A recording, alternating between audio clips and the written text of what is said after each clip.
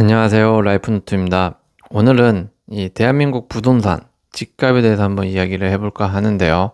부동산은 한국 사회에서 가장 뜨거운 논쟁거리 중 하나일 겁니다. 정부가 계속해서 몇 차례에 걸쳐서 강력한 규제를 쏟아내고 있지만 집값은 오히려 떨어지지 않고 올랐다라는 말도 나올 정도입니다. 2017년부터 21년까지 거의 모든 정부 대책이 역대급이라는 수식어를 달고 나왔음에도 불구하고 서울과 수도권의 아파트 가격은 역사상 최고치를 갱신했습니다. 왜 이런 현상이 반복되는 걸까요? 단순히 규제가 약해서일까요? 아니면 집값이 갖고 있는 구조적 힘이 더 강한 걸까요? 대한민국 자산시장에서 부동산, 즉 집을 빼고 말할 수는 없을 겁니다. 그만큼 집값이 갖고 있는 의미는 많은 국민들에게 초미의 관심사가 될 수밖에 없고 위아래로 출렁거릴 때마다 집값이 민감해질 수밖에 없는 게 현재 대한민국의 실정이라고 봐도 무방할 겁니다. 이제 우리는 규제가 왜 빈번히 실패했는지 그 속에 숨은 본질적인 요인들을 들여다볼 시기가 되지 않았나라는 생각으로 준비를 해봤습니다. 왜 부동산, 지금 현재 대한민국의 집값은 규제를 해도 떨어지지 않을까? 그 부분에 대해서 한번 이야기해 보도록 하겠습니다. 우선 대한민국 정책에 따른 집값을 설명을 하려면 행정정부별 어떤 흐름으로 흘러왔는지를 조금 알 필요는 있을 것 같아요. 첫 번째, 2000년대 중반 참여정부 시절 때부터 보면 정부는 각종 규제를 해왔습니다. 이때 종부세 강화, 재건축 규제, 분양가 상한제 등 시행을 이때 했었죠.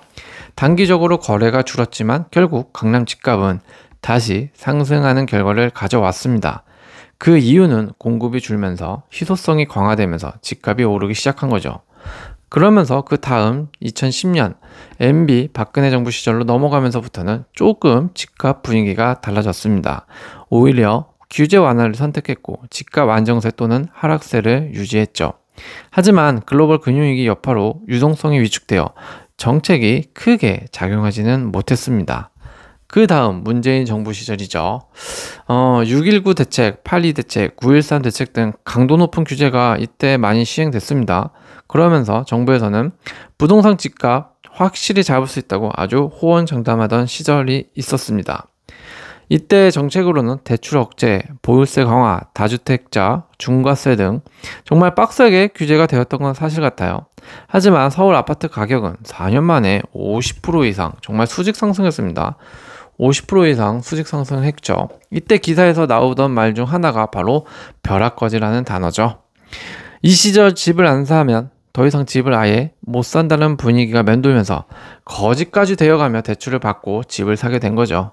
이렇다 보니까 매수세가 강하게 붙게 되는 거죠. 그러니까 집값이 수직 상승할 수밖에 없는 시절로 되었습니다. 아무튼 집값이 이때 많이 오른 건 사실입니다. 뭐 동네에 따라 조금 다르겠지만 일반화할 수는 없겠지만요. 이때 전반적으로 다 올랐죠. 마지막으로 2022년도 윤석열 정부 때인데요. 사실 뭐 임기를 다 채우지는 못해서 이렇다 할 데이터는 없겠지만 아무튼 이 정부에서도 부동산 관련한 정책은 펼쳤으니까 말씀을 드리면 거래 절벽 상황에서 일부 규제를 완화하는 정책을 펼쳤습니다. 뭐 전세대출 규제를 완화한다거나 다주택자 양도세를 완화한다던가 뭐 이런 거 말이죠. 이로 인해서 단기적으로 하락세가 있었지만 다시 반등 조짐을 보인 건 사실이다라는 것이죠. 그리고 이후 지금의 정부까지 이제 오게 된 거고 현재 정부가 대출 규제 등 각종 부동산 정책을 쏟아내려고 준비 중에 있는 상황들이다. 이렇게 해서 보시면 될 것 같습니다.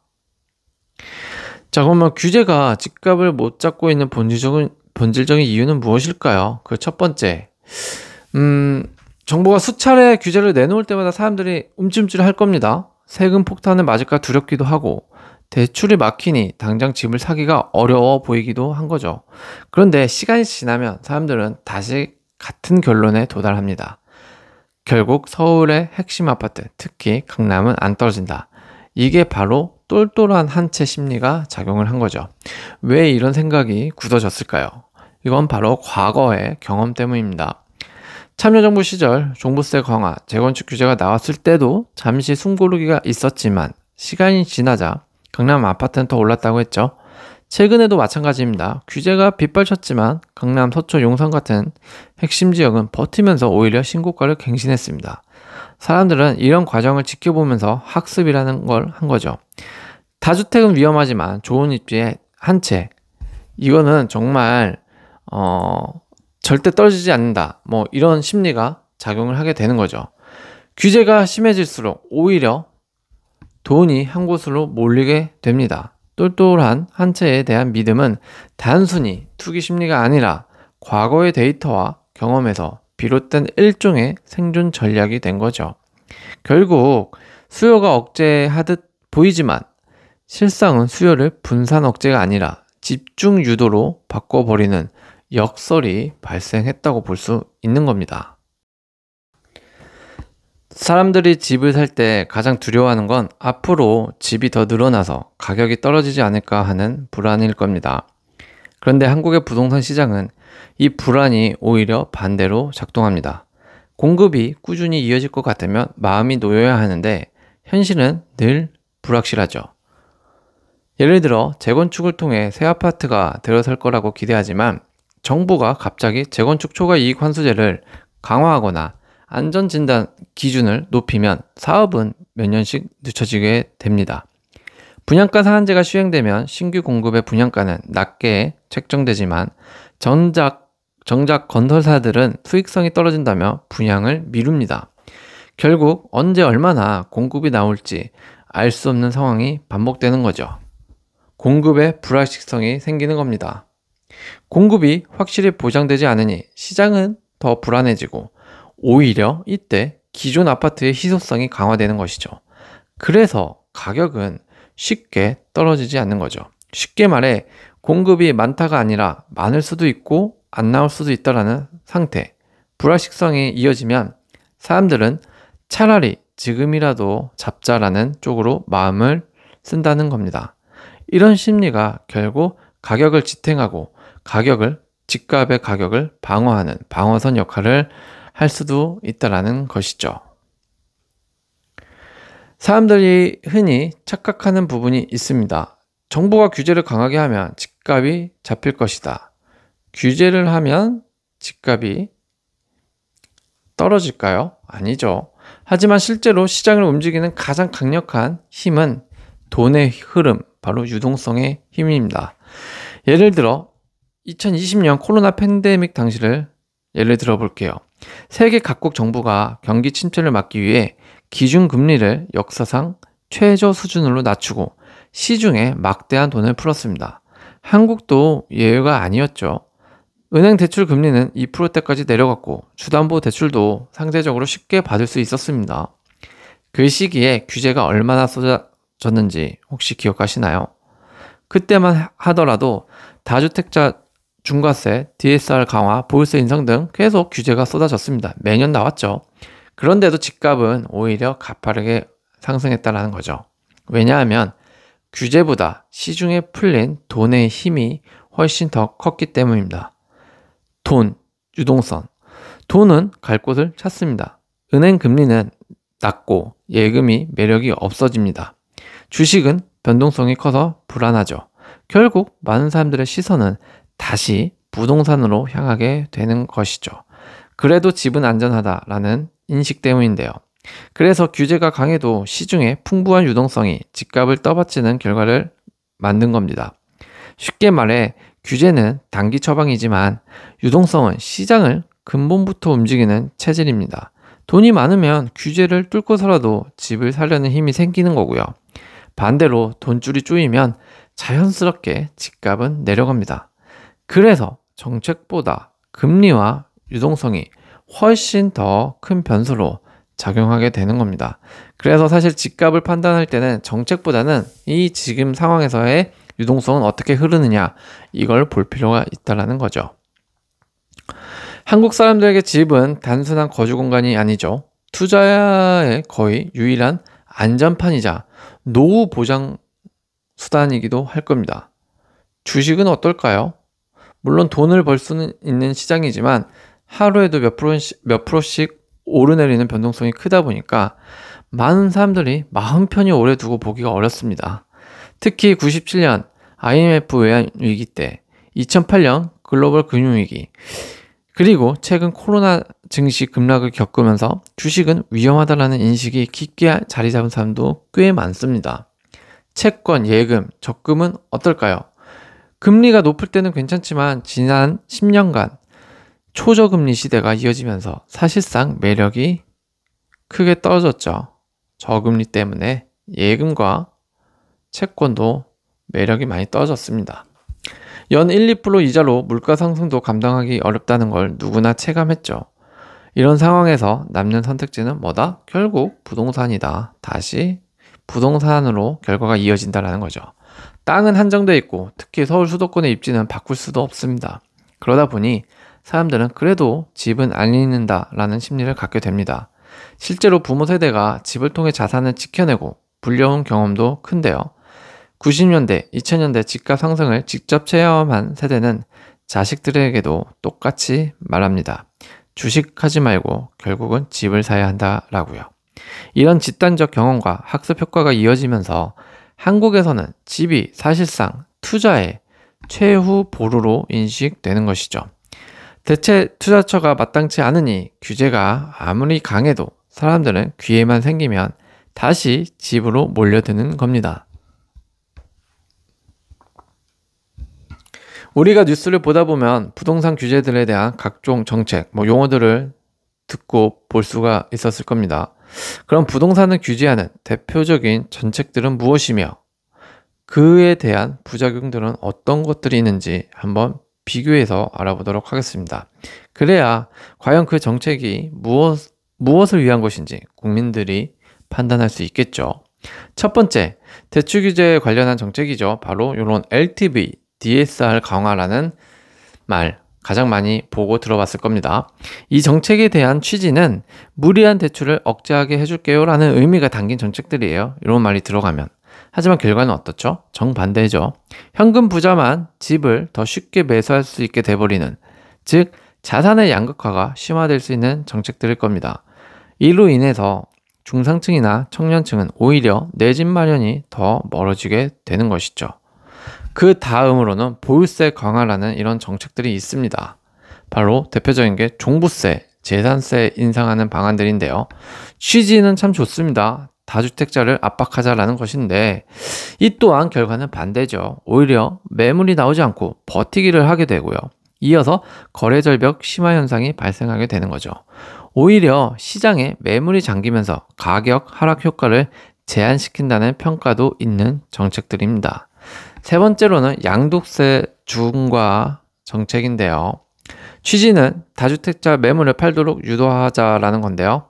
이 또한 결과는 반대로 가죠. 세금 부담이 커서 팔지 않고 버티는 현상이 발생합니다. 시중에 유통되는 매물이 줄어 가격 방어선까지 형성이 되어버리는 아이러니한 현상들이 계속 반복되죠. 마지막으로는 분양가 상한제 많이 봤을 겁니다. 신축 아파트들에 대한 규제일 수도 있을 텐데요. 취지는 좋죠. 신규 주택 분양가를 억제해서 집값을 잡겠다라는 취지인데요. 결과는 또다시 반대로 일어납니다. 왜냐고요? 청약 과열과 공급 지연 효과가 계속 발생하는 거죠. 시세는 오히려 웃돈까지 얹어서 형성되는 이런 미라클적인 상황까지 발생을 하고 있다는 겁니다. 자, 이렇게 규제를 한다고 하는 정책들이 모두 어떻게 됐죠? 이런 규제들이요. 상승과 과열을 부추겨 왔다라는 겁니다. 때문에 지금은 계속 이것들에 대한 반복이 아닐까 싶기도 한데요. 과연 더 정보를 지켜보면 집값이 잡히기는 하는 걸까요? 라는 의문을 안 가질 수가 없다라는 겁니다. 왜냐? 어떤 정부도 이런 규제들을 발표해서 제대로 집값을 잡은 역사가 없기 때문에 그럴 겁니다. 자, 그러면 앞으로 시사하는 점이 뭘까요? 부동산 시장을 볼 때 우리가 자꾸 놓치는 부분이 있습니다. 바로 규제만으로는 집값을 절대 잡을 수 없다라는 건데요. 그동안의 대책을 되돌아보면 규제는 단기적으로 거래를 줄이고 시장을 얼어붙게 만드는 효과만 있을 뿐이지 집값을 잡는 건 아니다. 시간이 지나면 다시 가격이 반등했다라는 겁니다. 왜냐하면 근본적인 원인은 해결하지 못했기 때문이죠. 그럼 부동산 시장에 대한 앞으로 시사점은 무엇이 있을까요? 첫 번째, 규제 일변도의 한계라는 겁니다. 정부는 늘 수요를 억누르는 방식에 치중해 왔습니다. 하지만 수요는 단순히 투기꾼의 욕심이 아니라 살아야 할 집이 필요하다는 인간적인 필요와 내 자산을 지켜야 한다는 본능에서 비롯됩니다. 이 본질을 무시한 규제는 결국 풍소효과만 낳는다는 거죠. 두 번째로는 공급 정책의 예측 가능성 유무일 겁니다. 사람들이 가장 불안해하는 것은 앞으로 집이 얼마나 더 나올지일 건데요. 재건축이 될지 안 될지, 분양이 나올지 말지 모르는 상황이 계속되면 오히려 지금 가진 집이 더 소중해지죠. 그래서 공급은 많다, 적다보다는 꾸준하고 예측이 가능하다라는 점이 더 중요하게 작용을 할 겁니다. 세 번째로는 이 거시경제 요인을 무시하는 사람들이 많은데 절대 거시경제 요인을 무시하면 안 된다라는 겁니다. 돈의 시장이 흘러넘치면 규제를 뚫고서라도 집을 사려는 수요가 생긴다고 말씀을 드렸죠. 반대로 쪼이면 규제 없어도 집값은 자연스럽게 조정을 받는다는 점, 이거를 절대 잊지 말아야 합니다. 이게 바로 거시경제의 요인이거든요. 마지막으로는 부동산에 대한 세대별 접근의 차별화가 조금 필요할 겁니다. 2030 세대가 체감하는 절망감은 내 집 마련은 불가능하다라는 생각에서 올 겁니다. 반면 기성세대는 이미 집을 보유하고 있기에 규제가 강화돼도 버티면 된다라는 심리가 강하죠. 결국 청년 무주택층에게는 실질적인 내 집 마련 기회를 제공하지 않으면 정책은 결국 그 신뢰를 잃고요. 집값 불안은 계속 반복될 수밖에 없다라는 평가를 외면할 수는 없을 겁니다. 때문에 우리는 이런 앞으로 부동산 시장에서의 이런 시사점, 그리고 우리가 풀어야 할 숙제들은 절대 외면하지 않고 정부가 잘 좀 나서서 좀 잡아줬으면 좋겠네요. 좋은 정책들이 나왔으면 좋겠습니다. 집값 이야기를 하다 보면 결국 한 가지로 귀결됩니다. 내 인생에서 집은 어떤 의미인가라고요. 누군가에게 집은 단순히 사는 공간이 아니라 부모님이 물려준 마지막 자산이고, 또 누군가에겐 결혼을 미루게 만드는 장벽이며, 또 다른 누군가에겐 평생의 꿈이자 희망이기도 할 겁니다. 정부가 아무리 규제를 내놓아도 집값이 안 떨어지는 이유는 단순히 돈과 정책의 싸움이 아닙니다.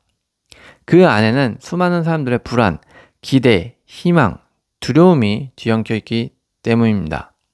그리고 우리는 그 마음들을 이미 너무 오래 경험해 왔습니다. 결국 중요한 건 정부가 내놓는 규제 하나하나에 휘둘리는 게 아니라 내가 어떤 선택을 할 것인지일 텐데요. 불확실한 시대일수록 확실한 건 내 판단과 내 준비뿐이죠. 집값이 오르든 내리든 그 흐름 속에서 나를 지켜줄 힘은 내 자신이 얼마나 주도적으로 준비하느냐에 달려 있을 겁니다. 집은 결국 인생의 한 부분일 뿐 인생 그 자체는 아닙니다.